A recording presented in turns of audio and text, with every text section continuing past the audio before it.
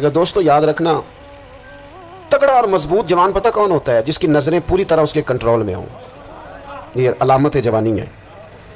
جس آدمی کا پوری طرح، دو لوگ دنیا میں کبھی کوئی کارنامہ سر انجام نہیں دے سکتے، ایک جو حرام کھاتا ہو، ایک جس کی نظر ناپاک ہو۔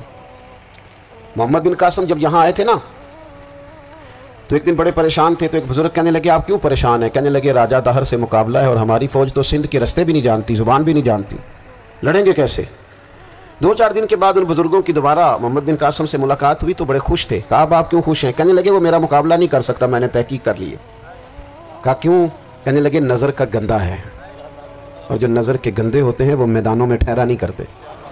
میدان کے لیے نکلنے کے لیے پاک جوانی کی ضرورت ہوتی، تطہیر مزاج ہونا ضروری ہوتا ہے، پاکیزہ افکار اور سچی اور سچی ستھری سوچوں کا ہونا ضروری ہوتا ہے۔ اس لیے فرمایا کہ میرا مقابلہ نہیں کر سکتا۔ حضرت عبداللہ ابن حذافہ کمرے میں تھے تو وزیر کی بیٹی اندر سجی سنوری پہنچ گئی۔ جیسے ہی آپ نے اس کفر کی چال کو دیکھا تو تیمم کر کے نفل شروع کیے۔ وہ ساری رات بیٹھی رہی، رب کا بندہ ساری رات عبادت کرتا رہا۔ عبادت بڑا سہارا ہے، مصلی بڑا سہارا ہے اللہ کے بندوں۔ صبح دروازہ کھولا، وزیر نے اپنی بچی سے پوچھنا چاہتا تھا رزلٹ کیا نکلا، تو کہنے لگی پیچھے ہٹ جا، اب تیرا میرا تعلق کوئی نہیں، میں نے نبی پاک کا کلمہ پڑھ لیا۔ اس نے کہا میں نے بھی زمانہ دیکھا ہے، پر یہ کیا لوگ ہیں کستوری کے بنے ہوئے، سندل سے دھلے ہوئے، کہ میں ساری رات کمرے میں رہی اور 100 اور 1000 آدمی جس جوان کا مقابلہ نہ کر سکے، اتنا طاقتور جوان کمرے میں رہا اور اس نے نظر اٹھا کے نہ دیکھا۔ او کچا رنگ للاری والا جڑا چڑھدا تے لیندا رہندا ہے، اے عشق تیرے دا رنگ محمد چڑھیا پھر نہیں لیندا۔ میں کہا ایک دفعہ نظر اٹھا کے نہیں دیکھا، کمال ہو گئی۔ اتنے بڑے لوگ، اتنی بڑی سعادت مندی، فیروز بختی، معاملہ فہمی ہاتھ ہو گئی۔ اللہ اکبر۔ دوستو بادشاہ جب پوری طرح ہار گیا نا، اس نے کہا مار دو۔ تیل گرم کیا ایک کڑاہی میں، اور جب آپ کو اس میں ڈالنے لگے تو آپ کی آنکھوں میں آنسو آ گئے۔ بادشاہ کا خیال ہوا شاید نرم ہو گئے ہیں، کہنے لگا روئے کیوں؟ فرمانے لگے سوچتا ہوں جان ہی ایک ہے، کتنا مزہ ہے اس کی راہ میں جان دینے کا، کتنی لذت ہے اس کے نام پر مرنے میں، کتنا لطف ہے۔ جے تو چڑھیا اتے دار بھی نہیں، تے جے تو وکیا عشق بازار بھی نہیں، تے ایڈا سستا سودا پیار بھی نہیں، تے ایڈا سستا لبدا یار بھی نہیں۔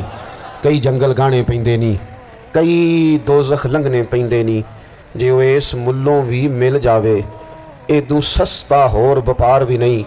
تے کچھ سمجھ نہ آوے لوکانوں وہ کادے نال شہید کرے، ڈٹھی یار دے ہاتھ تلوار بھی نہیں، پر او دا خالی جاندہ وار بھی نہیں۔